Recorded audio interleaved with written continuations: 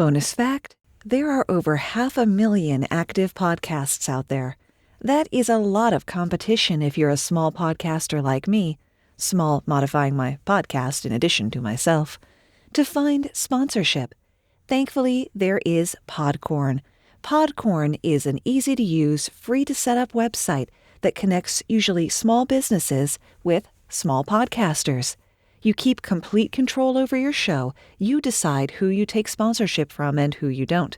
That way, you always honor the ears of the audience who have given you some of their time. I'm not sure I would have ever been able to get sponsors without Podcorn, which is disappointing considering what I spent on that sponsorship masterclass. You can get started today in just a few minutes. Go to podcorn.com.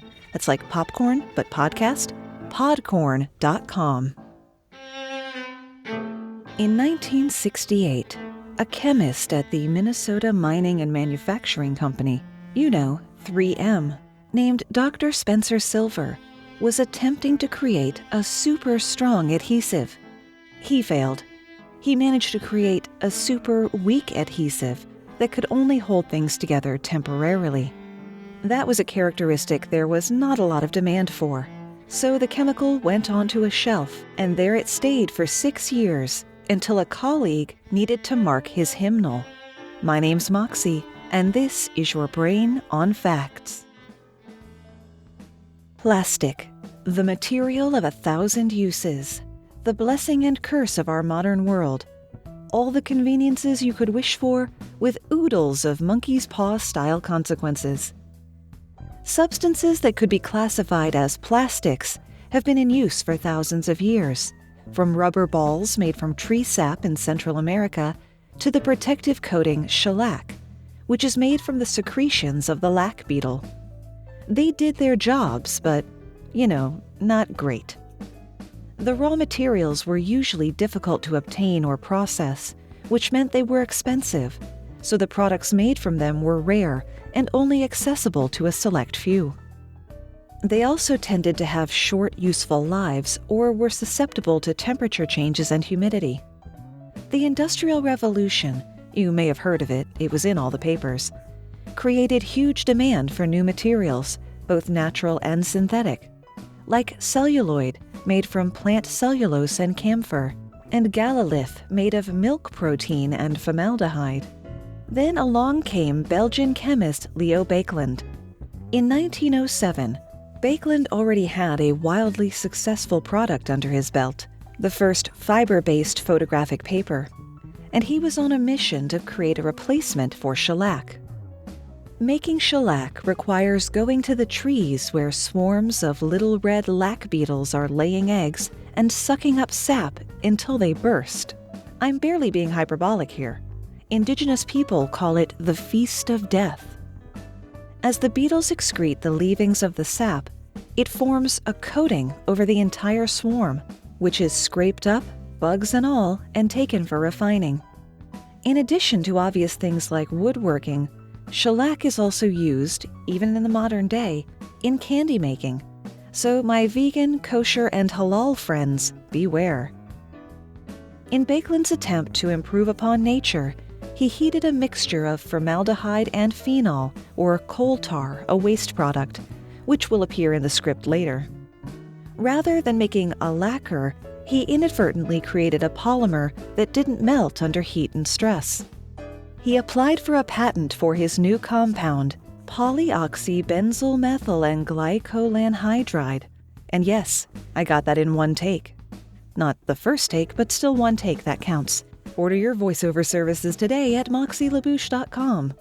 Bakeland humbly named this new product Bakelite. This new thermosetting plastic went like a house on fire. It could be, and was, used for everything, from phones to dinner plates to toys to jewelry. It was also a boon to the emerging automotive and electrical industries because it was an effective insulator.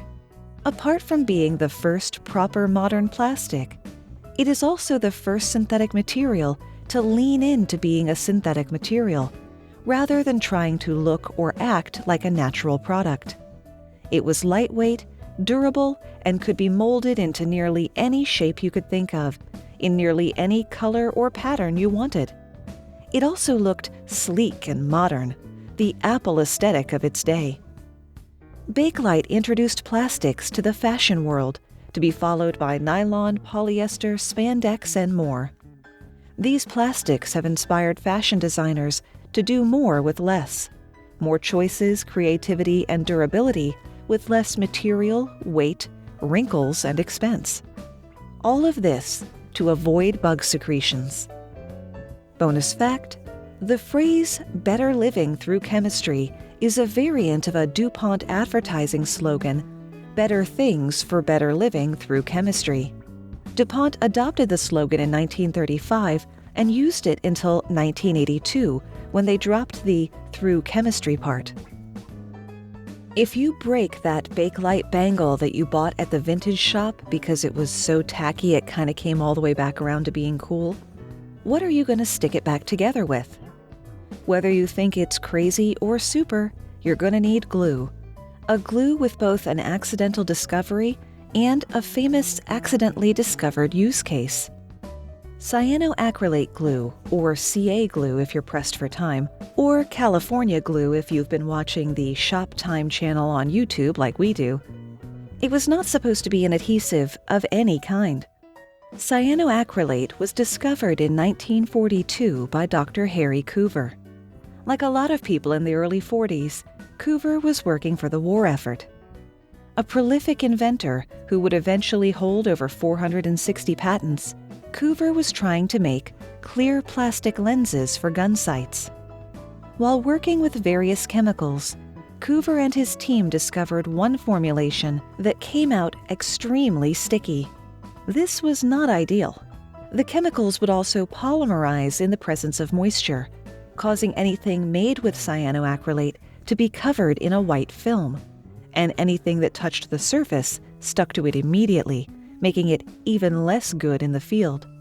Failing to be what it was needed to be, cyanoacrylate was put on a shelf and the team moved on. But cyanoacrylate wasn't completely forgotten. 9 years later, now working at Eastman Kodak, Dr. Coover was the head of a team tasked with developing a heat-resistant polymer for jet canopies. One researcher went back to formulas of days past and spread some ethyl cyanoacrylate between a pair of refractometer prisms, and was surprised to find them proper stuck together. This time, being sticky worked in CA's favor. As testing went on, Coover realized the great potential of an adhesive that would quickly bond to a variety of materials, and all it needed to activate was a little bit of water, such as the moisture on your breath when you blow on it. It took another 7 years of tinkering and, I'm assuming, market research and other such nonsense, but in 1958, Eastman Kodak launched Superglue, using the thoroughly underwhelming name Eastman No. 910. Eastman No. 910 was licensed to the Loctite Company, who rebranded it as Loctite Quickset 404, before making their own version called Super Bonder. By the 1970s, everybody and their sainted brother was making CA glue, and superglue soon became a genericized name. Wait a minute there, Moxie, you're saying. Everyone knows superglue was made during World War II as a battlefield wound closure. Sorry, love. While CA glue has been, and if you're my household, still is used for closing minor wounds like paper cuts, it wasn't pressed into surface as a field adhesive until well after World War II was over. It did see a lot of use in first aid during the Vietnam conflict, or as the Vietnamese call it, the American War. While superglue can help with minor wounds, it can also cause them. If you put CA on cotton or wool, it creates a rapid exothermic chemical reaction that releases enough heat to cause minor burns. So don't do that, no matter what you see on 5-minute crafts. On the flip side, if you find yourself in a Bear Grylls Naked and Afraid castaway sort of situation, and just so happen to have a tube of superglue and cotton ball or wool socks, adding a bunch of glue can generate enough heat to start a fire. Handy thing, superglue. But if you don't binge forensic files every Friday like I do, and sadly I have exhausted Netflix's supply, you might not know about its most interesting use in solving crimes. That's a slight exaggeration, but superglue definitely plays a part. CA can make fingerprints easier to find, and that talent was found by accident. In the 1970s, workers in a Japanese factory producing cyanoacrylate noticed that their fingerprints were everywhere, like everywhere, and they were really distinct.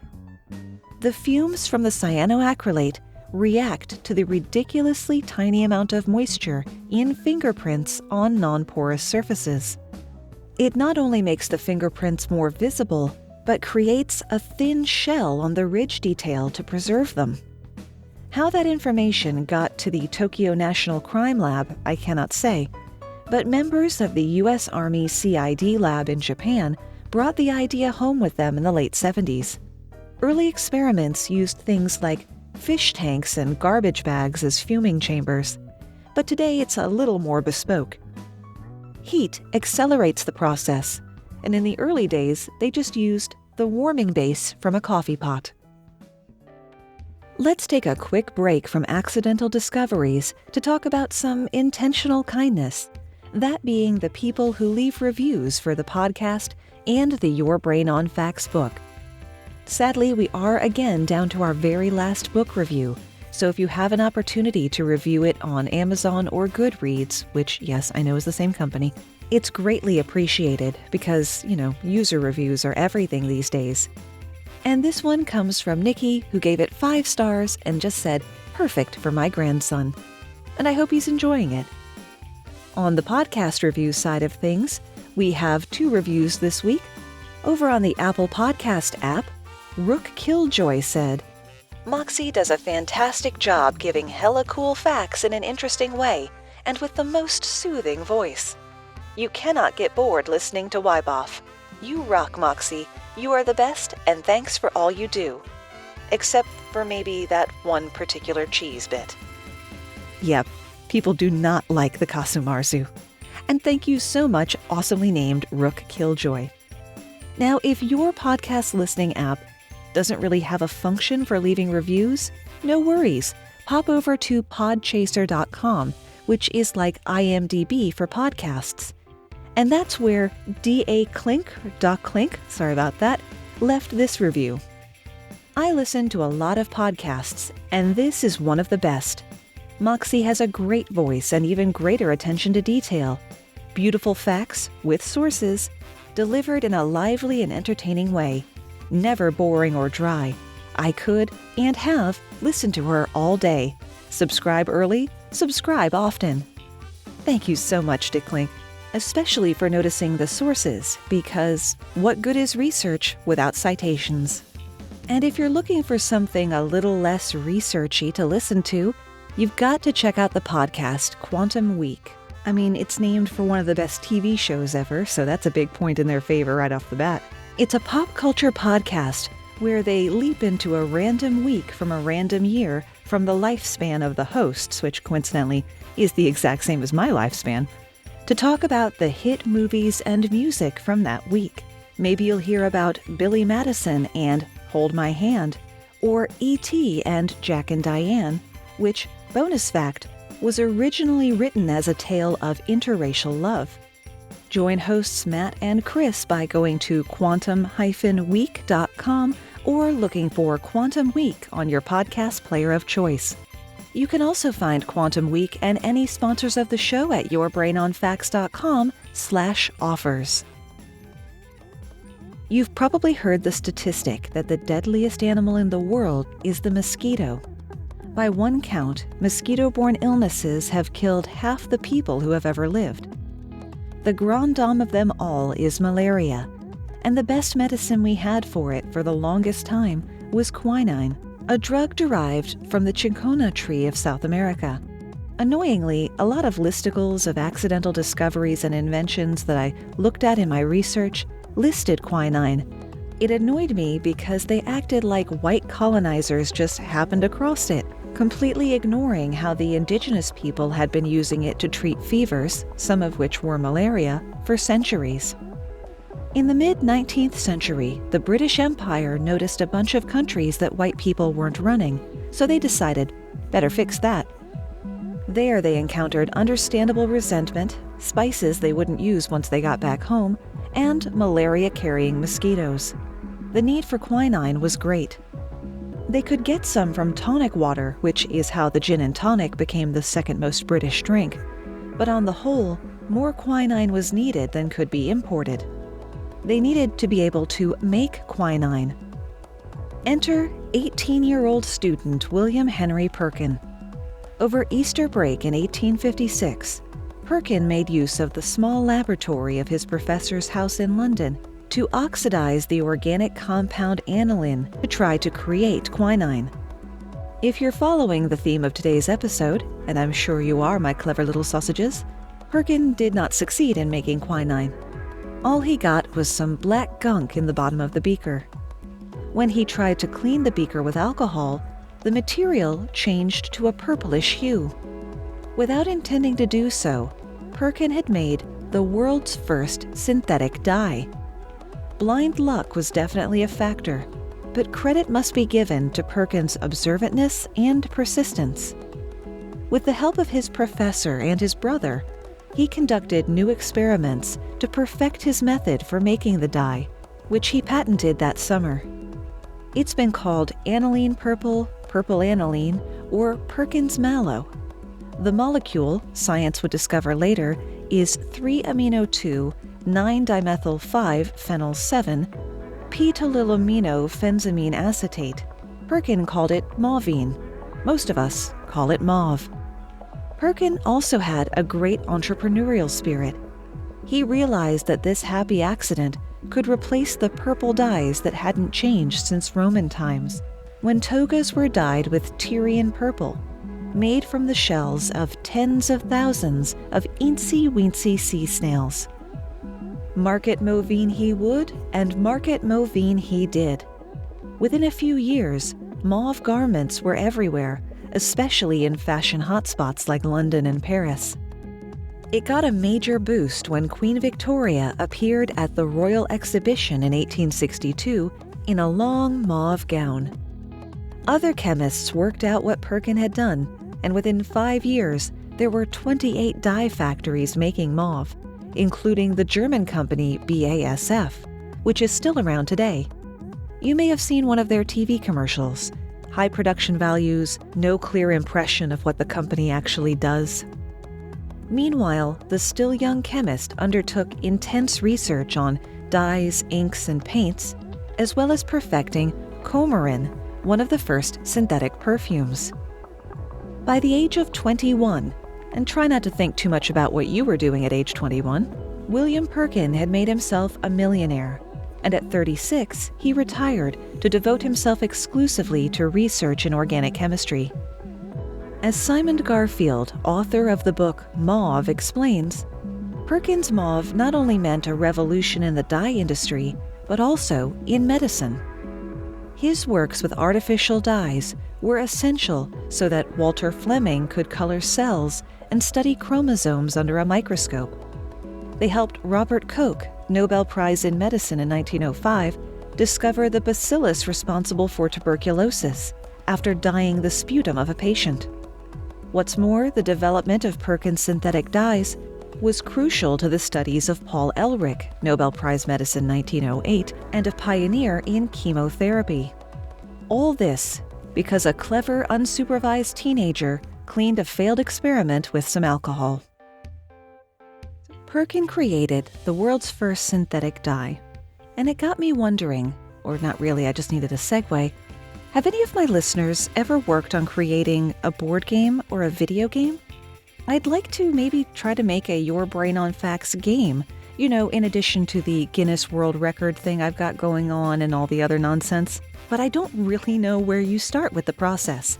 So if anyone has experience in that and would like to work with me on this project, please hit me up on the social media, Facebook and Instagram.com/YourBrainOnFacts and Twitter @BrainOnFactsPod. Admittedly, a lot of people would have jumped 30 right there thinking I was going into another ad break. If you'd like to avoid the ad breaks altogether, the easiest way is to support the show at patreon.com/yourbrainonfacts, just like our newest members, Jesse, OJ, Stefan, Anna, Christina, Lisa, David, and Karen. The next bonus mini episode, of which there are, I think, 45 or so at this point, is about Cotard Syndrome, also called Walking Corpse Syndrome. Whether you've heard of it or not, you definitely want to check that one out. Some discoveries are made while practicing good science in the cause of finding something new.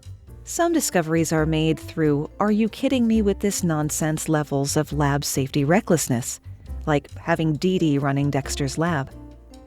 The questionable practices at issue belong to one Constantine Fallberg, and I will say that in his defense, the discovery he's famous for making was made in 1879, when doctors were still debating germ theory, there were no laws against patent medicine and snake oil, and you could sell warming blankets that you'd treated with radium. Fallberg was working for the H.W. Perot Company when he was tasked with testing the purity of a shipment of sugar impounded by the U.S. government. He tested the sugar and did whatever else was on his checklist for the day, except for one key thing. It seems that at no point in the process did he wash his hands. Fallberg was home having supper when he noticed his food tasted sweet, incredibly sweet. At first, he blamed the bread, but he was about a century before American bread would be chock-a-block with sugar.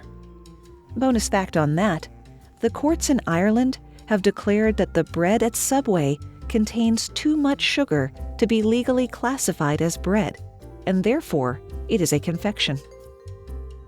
Fallberg came to the conclusion that he must have gotten something on his hands at work that got transferred onto his bread. Rather than panicking, inducing vomiting, calling a doctor, or even being the slightest bit concerned, he was over the moon about it.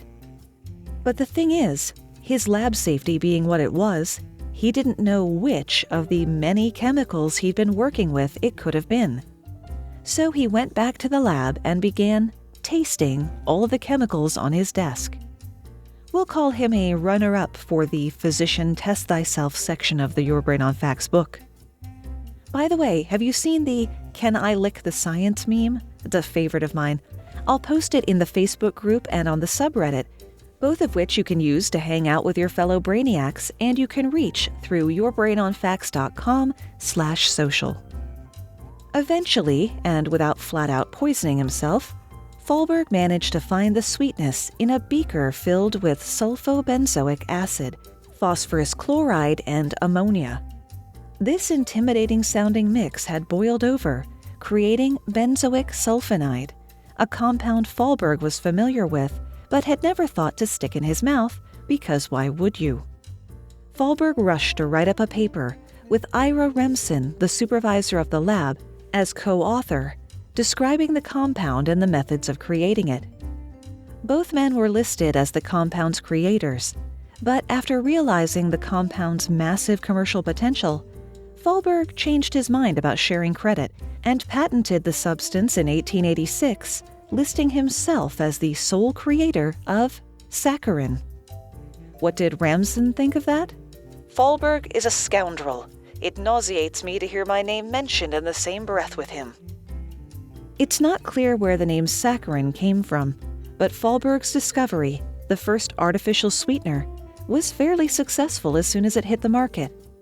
But its big moment came in World War I, when rationing and shortages threatened our collective sweet tooth. Saccharin was marketed as non-fattening. The body doesn't actually metabolize saccharin, meaning it has no caloric or nutritional value. Now let's talk cancer. Listeners of a certain age will remember buying a pack of gum sweetened with saccharin, with a surprisingly cigarette pack-like warning on it. "Use of this product may be hazardous to your health. This product contains saccharin, which has been determined to cause cancer in laboratory animals." It's almost the exact same warning they put on things like gasoline and engine degreaser. How is it legal to sell it as a food? Starting in the 1970s and as recently as a little over a decade ago, the widespread belief was that saccharin caused cancer. This was despite the fact that in 1974, the National Academy of Sciences performed a review of all the studies done on saccharin and determined that there was no sound evidence that saccharin was a carcinogen, and that the only studies that claimed to show it were flawed or ambiguous in their results. One particularly flawed study from the 70s was almost the final nail in saccharin's coffin. The researchers found that saccharin could lead to bladder cancer in rats. This spurred the Saccharin Study and Labeling Act of 1977, which managed to thwart efforts to ban saccharin outright, instead simply getting it a severe warning label. The rats in the study did indeed have a high rate of bladder tumors. However, there were two major problems. One, the amount of saccharin that the rats consumed would be equivalent to a human being drinking a bathtub's worth of it on a regular basis. And the main underlying problem of a lot of medical research is simply that mice and rats are not human beings. The deal with the rats was the specific attributes of their urine: high pH, high proteins, and high calcium phosphate, combining with undigested saccharin, causing microcrystals to form in their bladders. These led to damage of the bladder lining, which over time led to tumor formation. Once the exact cause of the tumors was determined, exhaustive tests were done to see if the same thing was happening with primates. In the end, the results came up completely negative. No other species saw microcrystals forming. Thanks to this, in 2000, saccharin was removed from the U.S. National Toxicology Program's list of substances that might cause cancer. The next year, both the U.S. Food and Drug Administration and the notoriously label-prone state of California took saccharin from their cancer-causing lists as well. In 2010, the EPA concurred, stating that saccharin is no longer considered a potential hazard to human health. I am not certain why the EPA had an opinion about it, but we appreciate them doing the right thing. Now, the 70s wasn't the first time the compound had come under fire. A much earlier and equally unfounded panic occurred as a result of the Pure Food and Drug Act of 1906, which you may remember from the episode Blue Plate Special. Harvey Wiley, the director of the Bureau of Chemistry for the USDA, considered saccharin inferior to sugar, no argument there, and lobbied hard against it, even going so far as telling President Theodore Roosevelt that, quote, "Everyone who ate that sweet corn was deceived.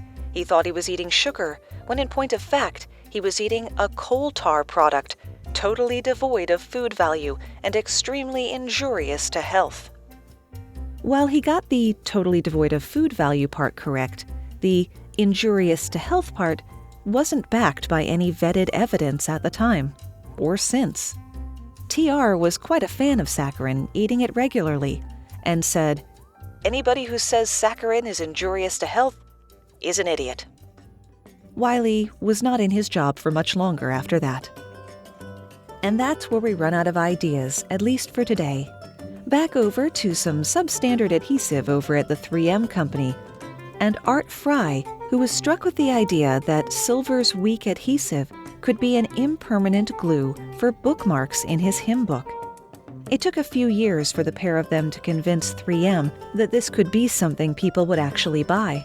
But eventually they came up with a design that worked perfectly. A film of Spencer's adhesive was applied along one edge of a small square of paper. After a failed test market in the 1970s, calling the new product Press and Peel, the product soared to success in 1980 as Post-it notes. Remember, you can always find the script for the episode and the sources at yourbrainonfacts.com. Thanks for spending part of your day with me.